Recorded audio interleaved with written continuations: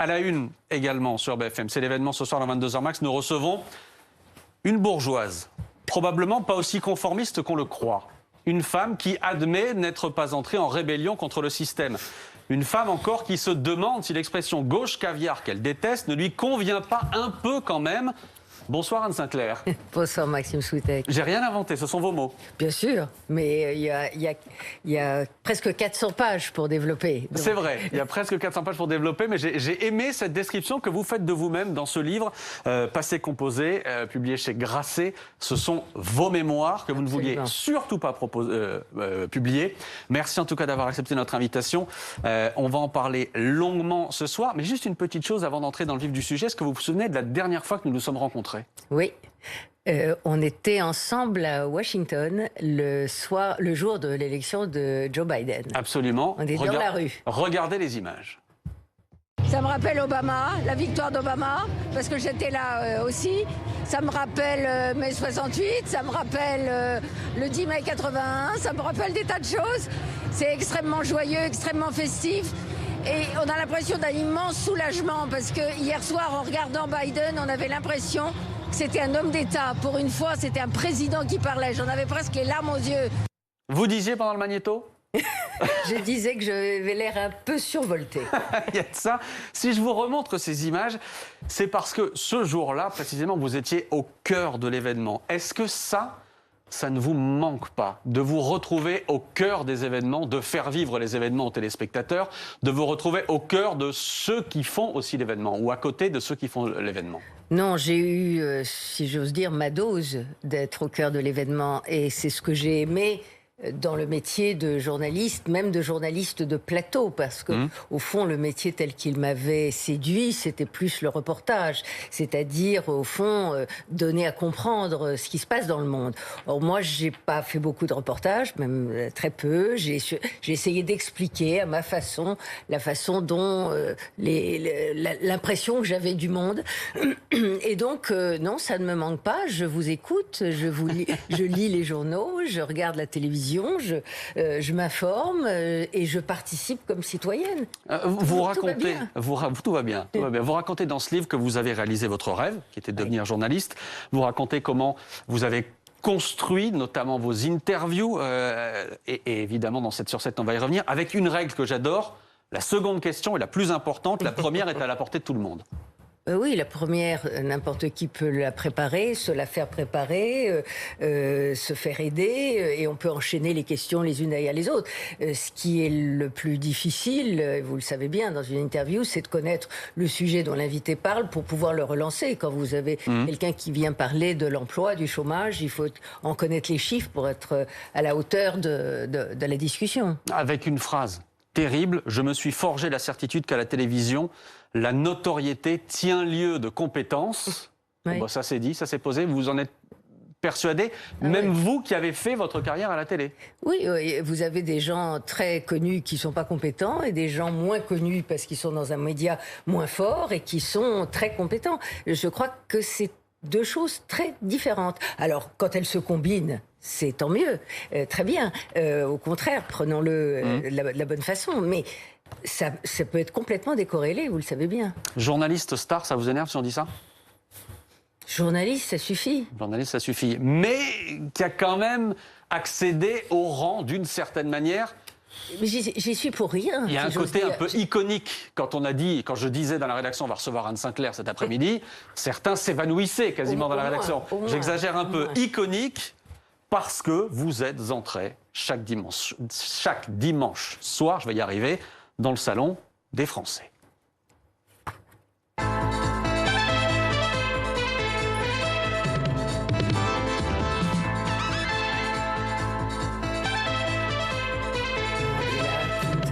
Ce générique, c'est une époque. Ce générique d'Inora Hamadi. Mais oui, ce générique qui vous donne encore... Oui, ça me donne encore des palpitations. Ah oui. Oui, mais c'est le réflexe de Pavlov. Je suis sûre qu'au bout d'un moment, il y a des gens peut-être qui s'habituent. Moi, je me suis jamais habituée à entendre cette musique. Ça, je me dis, tiens, j'ai oublié d'aller à l'antenne. Tiens, il faut que j'y aille, il faut que j'aille au studio. Non, c'est un réflexe. Vous aviez un casting, alors on a plein de photos de l'époque absolument incroyables, de Gorbatchev à Montand, en passant par Signoret et Mitterrand. Vous pensez que cette diversité-là serait encore possible aujourd'hui, que ces gens-là, j'allais dire l'équivalent de Gorbatchev aujourd'hui, je ne sais pas s'il existe, mais pensez à Poutine. On peut penser à Poutine, mais c'est pas le même calibre. Est-ce qu'il serait aussi, j'allais dire presque accessible, est-ce qu'il viendrait encore sur le plateau de 7 sur 7 aujourd'hui ? Oh oui, ça je crois. J'entendais ce matin Léa Salamé qui avait Mick Jagger à France Inter.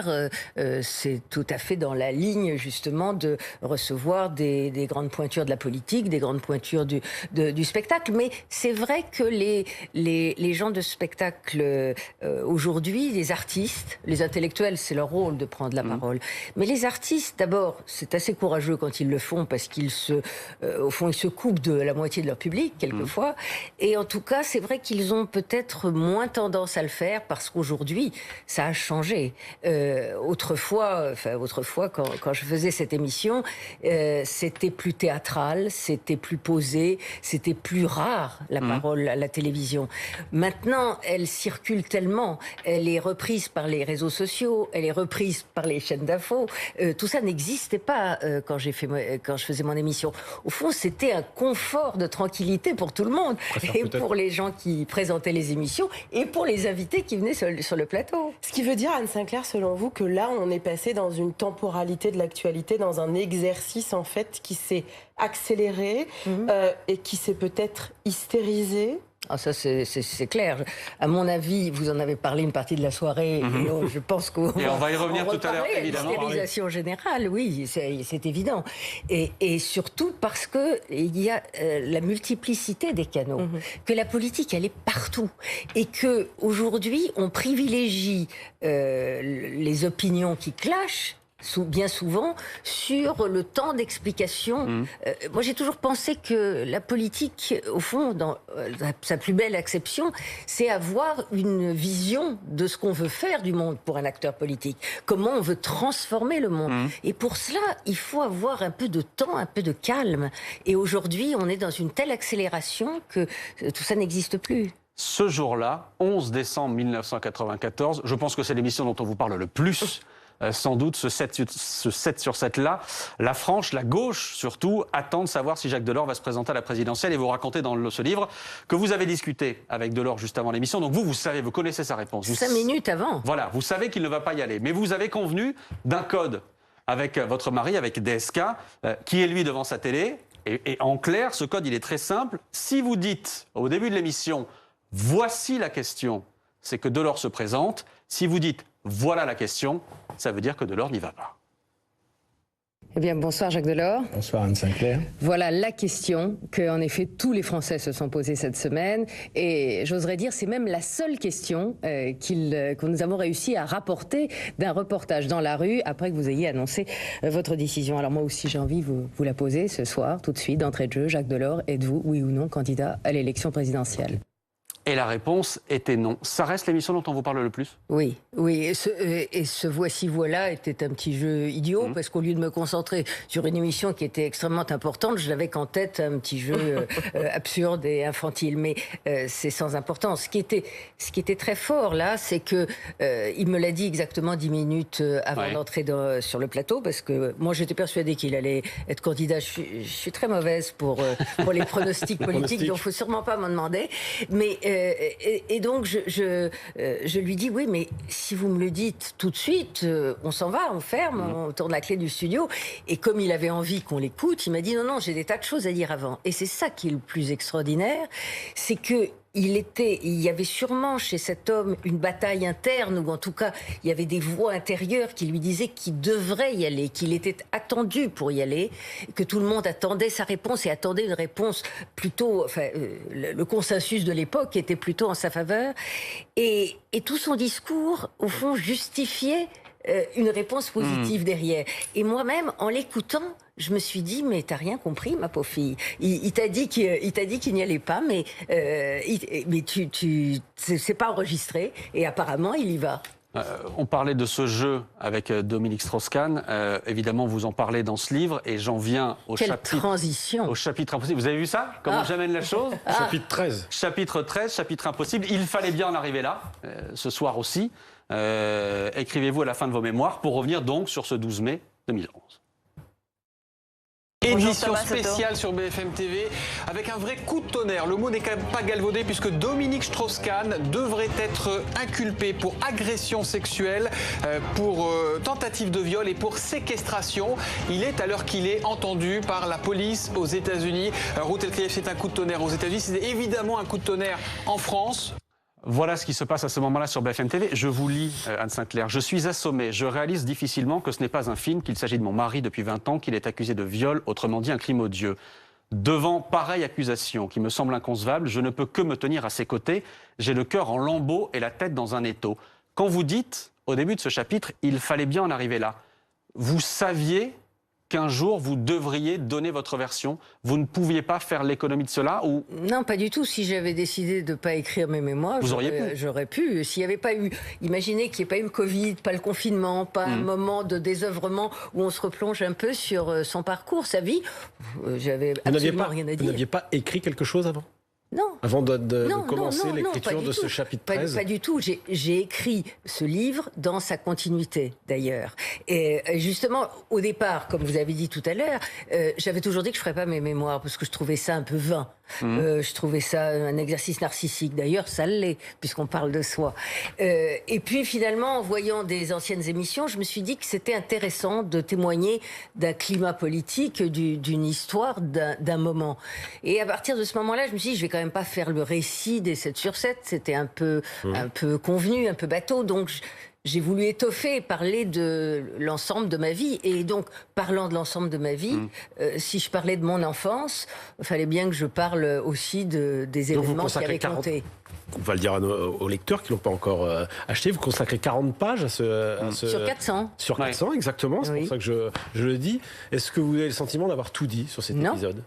Non, je n'ai pas l'intention de tout dire. Je crois qu'un livre personnel, c'est pas un compte rendu judiciaire, et donc on n'est pas tenu de tout dire. Simplement, on est tenu d'être sincère et de dire la vérité. Et ça, je crois que je l'ai été.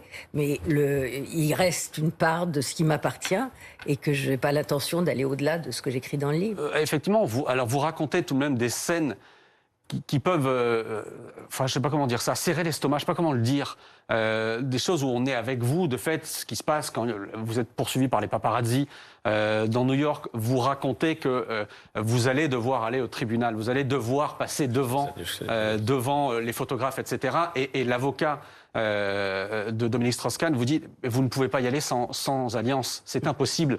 Et donc, vous racontez cette scène où vous vous retrouvez dans une bijouterie de New York, vous ne portez pas d'alliance à ce moment-là. Et vous racontez, vous allez dans cette bijouterie. J'ai jamais porté d'alliance. Voilà. Et mon ex-mari non plus. Et en effet, vous savez, les Américains sont sensibles à des détails. Donc il a pensé qu'au tribunal, ce serait bien qu'ils ne comprendraient pas pourquoi ces Français n'avaient pas d'alliance. Donc j'étais en quête dans ce climat surréaliste, alors qu'il pleuvait des trompes d'eau, de chercher des anneaux. Alors je vais dans n'importe quelle bijouterie, je demande des anneaux de pacotille et le vendeur très gentiment voulait voulait me faire acheter des choses. Je lui dis non, n'importe quoi, ça ira. Et il comprenait pas très bien ce que c'était que cette folle qui était pleine de pluie et il me dit, il finit par me l'emballer, il me souhaite beaucoup de bonheur. À ce moment-là, c'est cette phrase-là qui est terrible. Et donc je craque un peu. Et c'est à ce moment-là, quand je dis, il y a des moments, toute cette Oui, c'est presque tragicomique, cette scène. Oui, elle est voilà. Effectivement, vous parlez, vous ne dites pas tout, comme le disait Bruno, comme vous le disiez, vous racontez tout de même ce qui se passe à New York, en partie, vous racontez ce qui va se passer ensuite. Je raconte l'impression que ça m'a fait. Au fond, qu'est-ce que ces événements ont produit sur moi? Je n'ai pas raconté ni des faits qui ne sont pas de mon fait, si j'ose dire, ni des échanges... Ni des dialogues. Qui ne regardent personne. J'ai parlé de ce que j'avais ressenti. Mais il y a une phrase, la phrase qui a beaucoup fait parler ces dernières semaines, page 331, si je ne m'abuse, vous écrivez « Je ne savais rien ». Là, on parle en l'occurrence des infidélités de Dominique Strauss-Kahn. Il me semble qu'en écrivant cette phrase et en la faisant, rebondir de média en média... Les médias, je ne suis pas responsable des questions. Bien sûr, mais on oublie les phrases qui sont ensuite. Je n'ai pas voulu voir et j'ai baigné dans le déni. Si j'ajoute ces phrases-là, c'est parce que d'une certaine manière, certains vous ont reproché la phrase de « je ne savais rien ». Bien sûr. En vous disant « c'est impossible ». Mais les phrases qui sont ensuite, elles éclairent d'une certaine manière le « je ne savais rien ». Oui. Je n'ai pas voulu voir, j'ai baigné dans le déni. Il faut bien que j'essaye d'expliquer ce qui est même à moi, et je le reconnais bien volontiers, paraît aujourd'hui invraisemblable. C'est-à-dire, comment fait-on, en effet, pour ne pas voir je dis très franchement... Vous plaidez la naïveté. Je plaide, oui. Je plaide devant le tribunal jeudi. Non, pas du tout. Mais c'est ce que vous dites. Vous dites que vous êtes quelqu'un de naïf. Oui, je fais confiance. Je suis quelqu'un qui aime la vie, qui est enthousiaste, qui est crédule. Je fais facilement confiance. Et jusqu'à être démenti. Là, je l'ai été. Sérieusement. Il y a une autre phrase, moi, qui m'a marquée. Vous dites « j'étais sous emprise ». À quel moment vous vous rendez compte? Est-ce que c'est à l'écriture? Est-ce que c'est pendant ce tourbillon que vous racontez? Ou est-ce que finalement, vous le saviez peut-être? Non, faites-moi la grâce de penser que je ne viens pas juste de le découvrir. C'est au fond, on a rapproché les deux choses. Or, parce que c'est évident, c'est un raccourci médiatique intéressant. Mais je racontais une relation qui a eu pendant 20 ans, un trait de caractère qui est le mien, et que je rapportais au rapport que j'avais eu avec ma mère. Et au rapport où j'avais de la difficulté d'être en désaccord avec des gens qui me sont chers et que j'aime.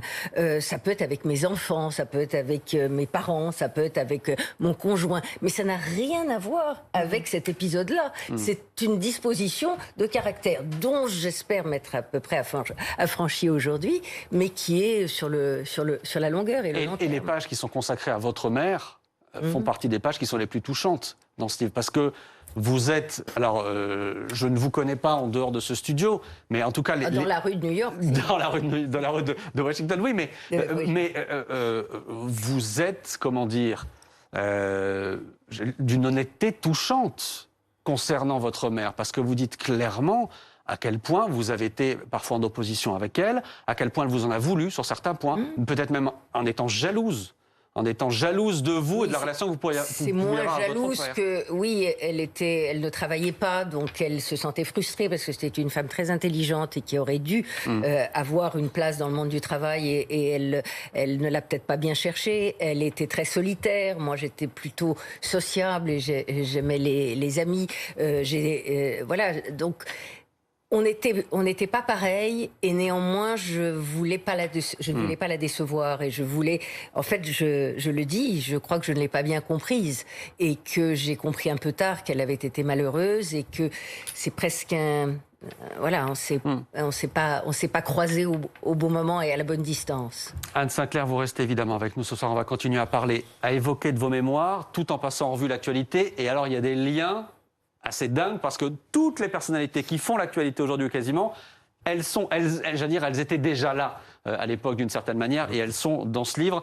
On va commencer ce soir par le dernier épisode en date d'une séquence étouffante. Jean-Luc Mélenchon va porter plainte après la diffusion sur YouTube d'une vidéo postée par un influenceur d'extrême droite dans laquelle l'auteur simule l'exécution d'un militant de la France Insoumise. Un appel au meurtre pour Jean-Luc Mélenchon, le leader de la France Insoumise, qui avait hier déclenché par ailleurs une polémique politique lourde. Il affirmait que tout était écrit d'avance, qu'il y aurait forcément un événement grave avant la prochaine présidentielle, comme un attentat. Ses adversaires crient au complotisme. Retour sur ces dernières heures avec Thomas Joubert.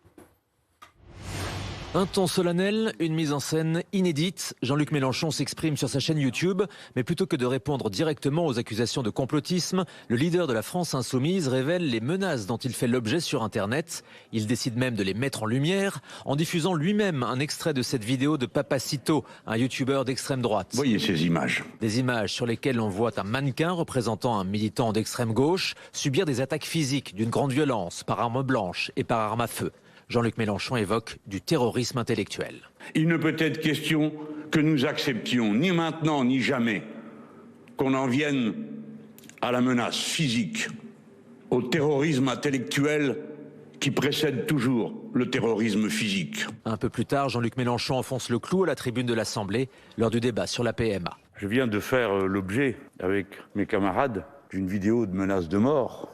Naturellement, je ne confonds pas cette giclée de violence, cette incitation invraisemblable, avec le point de vue qui a été développé par des collègues qui sont hostiles à la PMA. Au final, Jean-Luc Mélenchon ne s'est pas vraiment expliqué sur ses propos d'hier, sur une prétendue organisation d'événements avant les précédentes élections. Vous verrez que dans la dernière semaine de la campagne présidentielle, nous aurons un grave incident ou un meurtre. Ça a été Mera en 2012, ça a été l'attentat la dernière semaine sur les Champs-Élysées.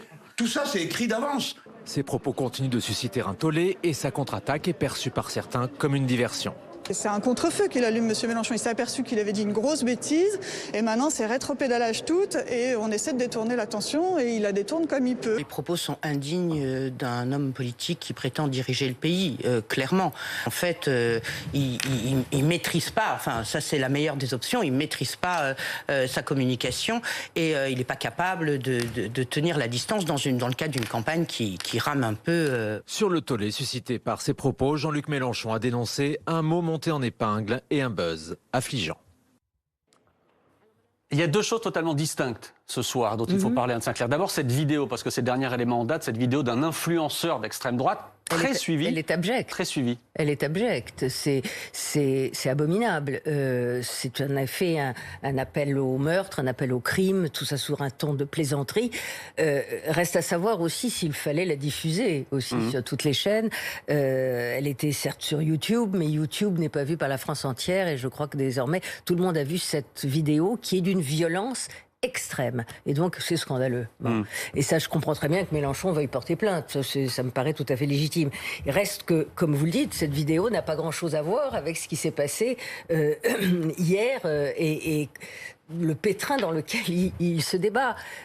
Jean-Luc Mélenchon est un homme tout à fait intelligent, extrêmement cultivé et qui connaît le sens des mots. Donc, il n'a pas dérapé de manière sans s'en apercevoir. Il pouvait s'auto-corriger si c'était un malentendu. Et c'était très choquant. C'était un ramassis de tout et de n'importe quoi. Il a commencé en effet en disant qu'il y avait toujours une sorte de Macron, diable qui sortait d'une boîte, que c'était vrai de Macron, que c'est comme c'était vrai du président ukrainien, qui est un ancien comédien, bon, qui ça n'a strictement rien à voir. Il appelle incident, ce qui est visiblement un attentat, ce que tout le monde sait être un attentat. Et quand je vois, j'avais vu Samuel Sandler sur votre antenne dans la journée, et c'était poignant. J'imagine la douleur de Latifa Ibn Zlaten, dont le fils a été assassiné, militaire, assassiné par Mera. Donc c'est insupportable. Et enfin, ça n'avait aucun rapport, ça n'a jamais eu aucun rapport avec le résultat des élections. Mera, c'était en mars 2012, l'élection avait lieu en mai, ça n'a eu aucune influence. Enfin, tout ça est une sorte de... Moi, j'ai vu tout à l'heure à Quotidien Yann Barthès qui a sorti aussi une vidéo. Alors tout ça doit être remis dans une sorte de contexte, mais où Jean-Luc Mélenchon, sur sa chaîne la semaine dernière, a dit que c'était pas un hasard si les numéros d'urgence étaient tous tombés en panne les uns à la suite des autres. C'est le signe d'un homme politique qui bascule dans le complotisme pour vous ?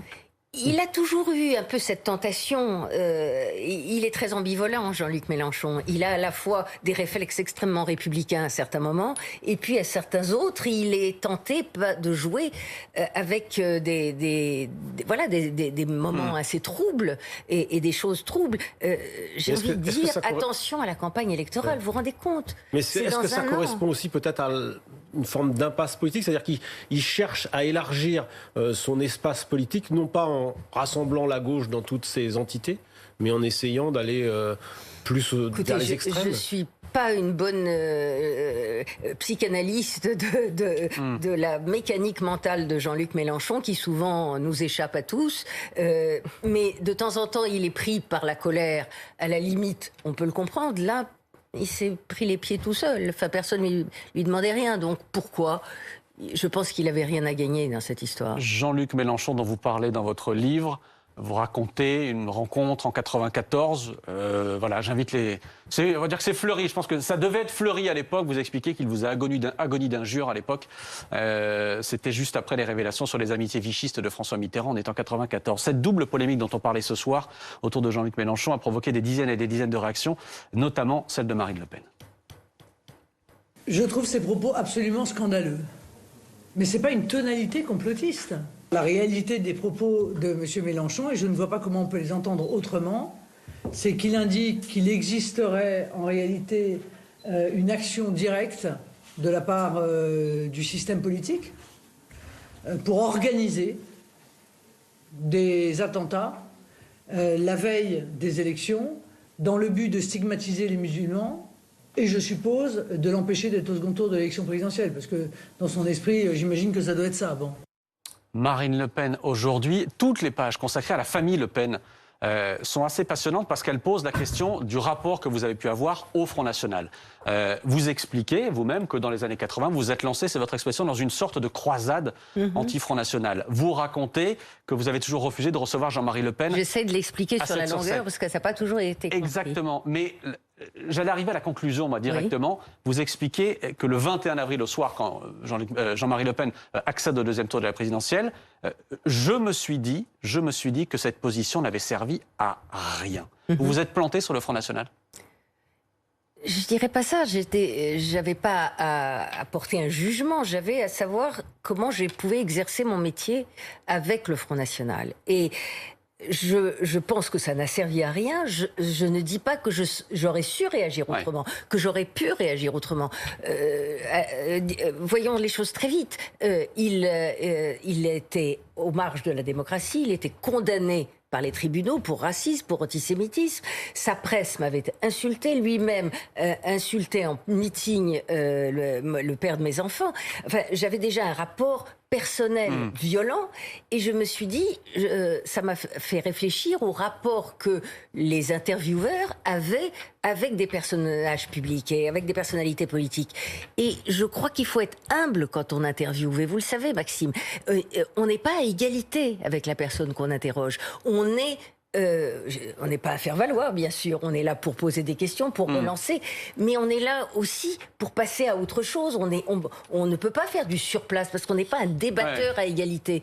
Donc, j'ai dit, je crois que je ne saurais pas m'en tirer autrement et que, du coup, les gens à bon droit diraient ne lui réservent pas le même traitement qu'aux autres.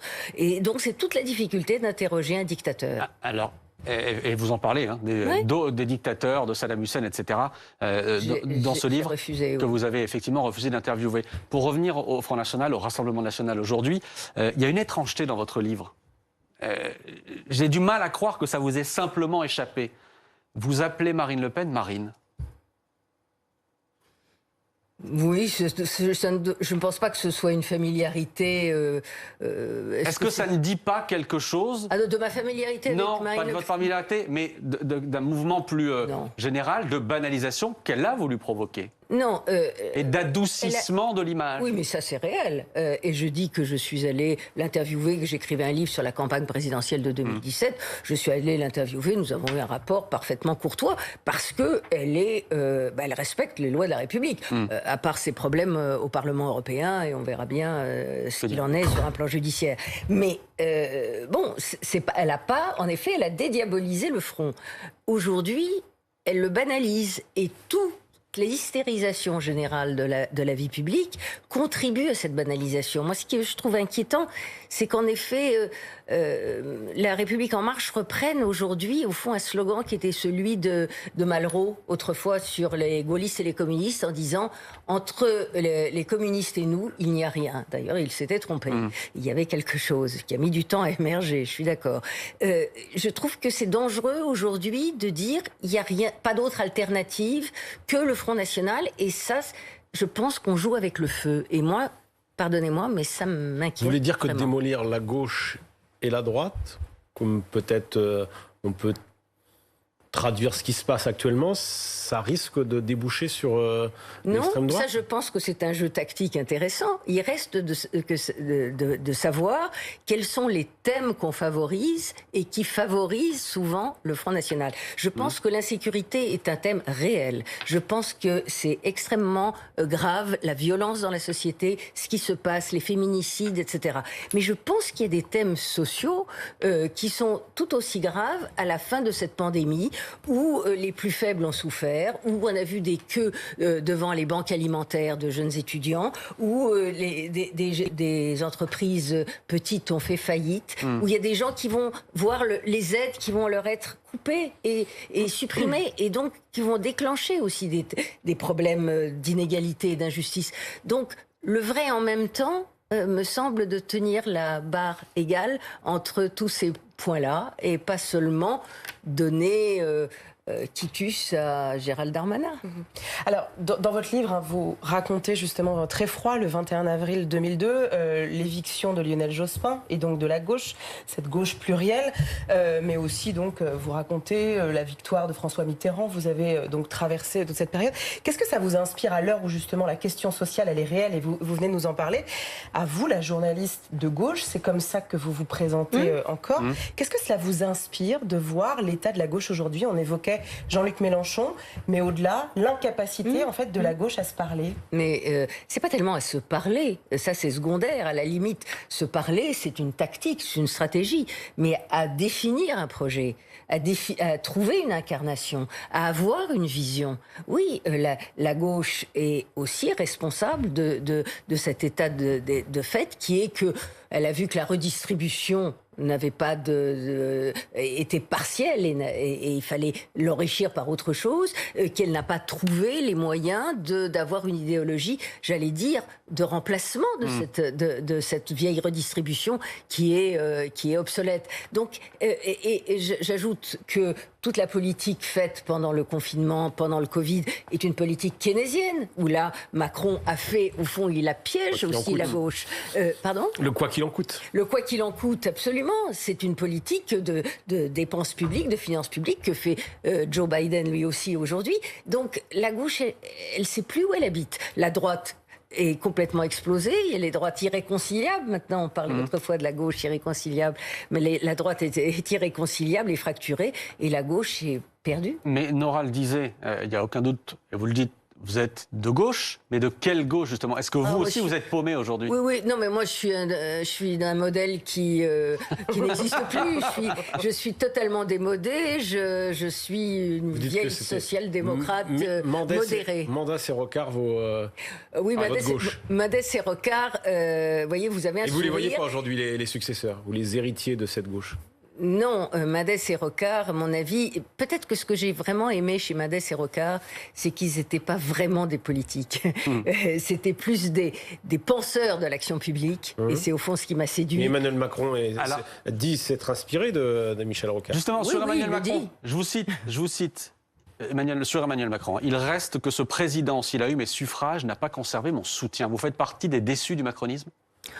Je crois que c'est une banalité que de dire que toute une partie des sociodémocrates de ce pays ont pensé qu'Emmanuel Macron allait revivifier, remoderniser la gauche. Mais on parlait du Front National aujourd'hui. Je suis très claire aussi dans la suite de mon propos. C'est que si on se retrouve aujourd'hui entre le Rassemblement National et Emmanuel Macron, entre Marine Le Pen et Emmanuel Macron, ça fait pas un pli. Je ne suis pas du tout sur une ligne que défendent certains de gauche aujourd'hui, que d'ailleurs Jean-Luc Mélenchon n'a pas pu se prononcer en 2017 non plus pour départager. Et ça, je l'admets pas. Vous parliez de l'atmosphère qui règne en ce moment à un an de la présidentielle. Je disais étouffante tout à l'heure. Une question ce soir dans l'actualité. Francis Lalanne a-t-il perdu ses nerfs? Je ne sais pas si vous avez vu ces images lors de l'université citoyenne des Gilets jaunes. C'était samedi à Avignon. 2 journalistes de quotidien racontent qu'ils ont été agressés par le chanteur après une interview. Vous allez le voir qu'il y a des généraux. Enlevez votre perche. Enlevez ce qu'il y a dans la caméra. Enlevez ce qu'il y a dans la caméra. Enlevez ce qu'il y a dans la caméra. Monsieur, enlevez ce qu'il y a dans la caméra. Enlevez ce qu'il y a dans la caméra. Enlevez ce qu'il y a dans la caméra. Cette séquence dure. Les journalistes de Quotidien affirment qu'ils ont été frappés.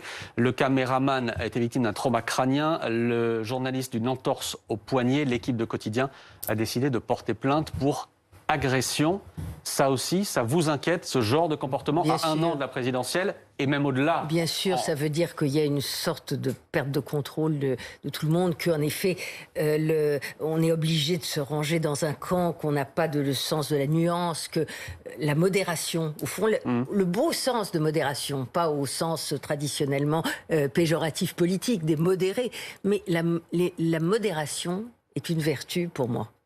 Je vous présente Anne Sinclair, Sonia Carneiro, qui vient de s'installer. Je la vois tous les soirs. Juste devant vous, qui vient d'arriver pour le plus. Sonia, on va parler du projet de loi bioéthique et de la PMA qui reviennent à l'Assemblée. Normalement, c'est la dernière ligne droite. Si la loi est votée les septembre prochains, toutes les femmes pourront avoir accès à la PMA. Et certains s'inquiètent déjà, Sonia, de l'accès à la GPA. Oui. La procréation médicalement assistée, tout d'abord, la PMA pour les couples de femmes et les femmes seules. Alors ce projet de loi, il revient de très très loin. Il a entamé son parcours parlementaire à l'automne 2019. Cette réforme a été promise par Emmanuel Macron en 2017 et elle a pris du retard ensuite, notamment en raison de la crise du Covid-19. Mais ça y est, dans la dernière année du quinquennat Macron, elle est de retour à l'Assemblée nationale pour la 3e fois. Cet article, nous pouvons en être fiers et je le dis avec émotion parce que je pense à tous ces couples de femmes qui, depuis tant d'années, s'engagent dans des parcours du combattant pour mener à bien leur projet parental. Je veux dire à toutes ces femmes que dorénavant, leur projet parental, leur projet familial sera pleinement reconnu et qu'elles seront accompagnées comme il se doit dans leur démarche. Et pour ma part, je prends un engagement devant vous. Les textes d'application de la loi, ils doivent être préparés dès à présent pour pouvoir être publiés immédiatement après la promulgation de la loi, afin que des couples de femmes puissent s'inscrire dans des parcours de PMA dès la rentrée et que de premiers enfants puissent être conçus avant la fin de l'année 2021, c'est-à-dire, mesdames et messieurs les députés, que nous y sommes enfin. Eh oui, enfin, car cette promesse avait même été initiée lors du précédent quinquennat, celui de François Hollande. Alors pour les associations qui militent pour la PMA, oui, il était grand temps. Aujourd'hui, on arrive à un moment où il faut voter et il y a urgence. Il y a une vraie urgence. Pour les mamans solo, parfois, le parcours commence tard. Il y a une grande réflexion qui est menée par les mamans solo. C'est vraiment quelque chose qui est très réfléchi. Et c'est l'horloge biologique, en général, qui guide les femmes vers la PMA. Et s'il n'y a pas la PMA, tout le monde n'a pas les moyens d'aller à l'étranger. Et c'est là où il peut y avoir des pratiques dangereuses, des pratiques risquées pour elles. Donc cette loi, elle est urgente et il est vraiment temps de la voter. Sonia, un projet de loi donc souvent reporté. Que pensent les Français du sujet ? Eh bien, l'opinion publique a changé, Maxime. Dans un sondage IFOP dévoilé aujourd'hui, l'approbation des Français est désormais majoritaire. 67% sont favorables à l'instauration de la PMA pour toutes les femmes, alors que la population était majoritairement opposée à la PMA pour les femmes célibataires. Seulement 53% étaient pour en 1990. Mais ça y est, aujourd'hui, les Français la soutiennent et la défendent. Il reste des réfractaires. La Manif pour tous a appelé à manifester aujourd'hui encore devant l'Assemblée nationale. Oui, la Manif pour tous, c'est le principal collectif d'opposition à la loi ouvrant le mariage et l'adoption aux couples de même sexe. La PMA également. Ils étaient un peu plus de 200 aujourd'hui devant l'Assemblée nationale, drapeau à la main pour, selon eux, défendre l'égalité des droits pour tous les enfants, à commencer par celui d'avoir un père et une mère, car, eh bien, selon eux, c'est aussi la porte ouverte à la GPA, la gestation pour autrui, c'est-à-dire les mères porteuses, notamment pour les hommes. Tout ce qui est PMA va forcément emmener la GPA derrière pour des questions de justice, enfin d'égalité en tout cas au niveau des couples d'hommes qui voudraient aussi avoir des enfants. Et sauf qu'en fait la GPA ça représente le trafic de la femme et moi en tant que féministe je ne peux pas cautionner que la femme soit traitée comme un objet, comme un caddie qui porte un bébé pendant 9 mois pour le revendre après. La vie en fait ne s'achète pas. Qu'est-ce qu'on va répondre aux couples d'hommes qui diront attendez, les couples de femmes peuvent avoir accès à la procréation via la PMA et nous alors il y aura une rupture d'égalité donc on devra ouvrir la gestation pour autrui, c'est-à-dire les mères porteuses. Comment vous réagissez à ce qui vient d'être dit ? Je crois qu'il ne faut pas... c'est déjà bien d'être dans le combat du moment, pas d'être un combat longtemps d'avance. Moi j'ai toujours dit ma position. Je suis tout à fait favorable à la PMA, comme j'étais favorable au mariage pour tous. Il y a des gens qui considèrent que c'est une atrocité. Moi, je trouve que c'est une avancée qui était promise, en effet, plusieurs quinquennats de suite et par Macron, qui existe dans d'autres pays d'Europe, et pas seulement l'Europe du Nord, mais en Espagne, au Portugal ou en Angleterre. Enfin, donc, c'est quelque chose qui aujourd'hui existe dans nos sociétés modernes. La GPA fait appel à une autre philosophie, c'est pas simplement un pendant. Moi, j'ai jamais été favorable à la GPA, je demande qu'à être convaincu, mais je ne le suis pas. Et donc, chacun a ses propres limites. Pour moi, elle est là. Mais est-ce que vous avez le sentiment que... et c'est ce que dénoncent les militants anti-PMA et anti-GPA qu'on a entendu, qu'ils dénoncent depuis des années, c'est qu'on est sur un chemin et que ce chemin, après avoir fait le mariage pour tous, après avoir fait la PMA, on arrivera à la GPA. Pas du tout forcément. Je pense qu'il y a des tas de pays qui n'y sont pas favorables et qui n'ont pas cette législation-là. Il y en a au contraire aux États-Unis ou en Angleterre qui la pratiquent. Moi, vous me demandez mon sentiment. Je n'y suis pas favorable et je ne pense pas qu'il y ait une sorte d'inexorabilité de passer de l'un à l'autre. Alors pourquoi les femmes qui sont seules ou qui sont homosexuelles peuvent avoir un enfant par la PMA et les hommes homosexuels n'ont pas le droit d'avoir un enfant grâce à la GPA ? Oui, je vous l'accorde qu'en effet, c'est une vraie question philosophique. Mais justement, comme toute question philosophique, c'est un débat. On arrive à peine à avoir le débat sur la PMA. Ayons-le déjà. On verra après sur la GPA. Moi, j'ai du mal à y adhérer, oui, je reconnais. Il y a le visage d'une jeune femme que je voulais vous montrer également ce soir, Anne Sinclair.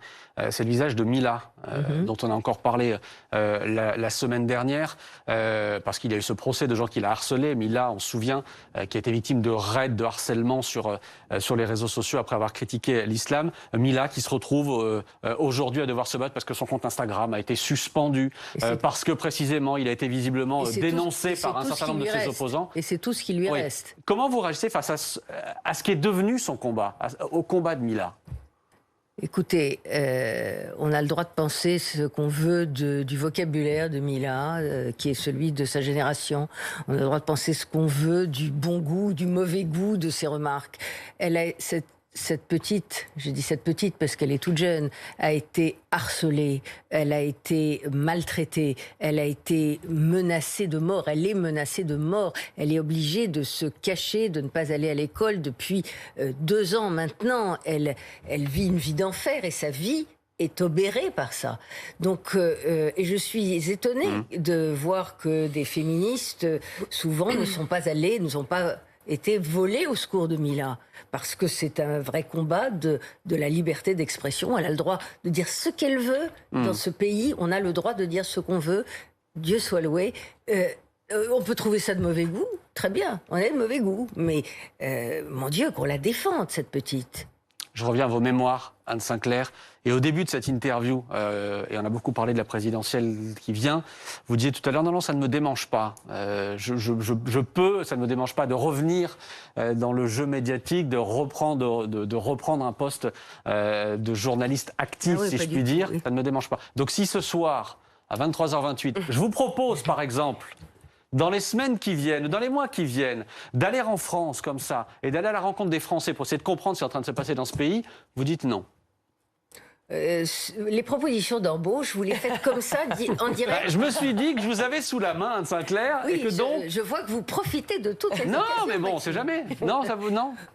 Parlons-en sérieusement. Ah, mais je suis très sérieux. Je suis très sérieux.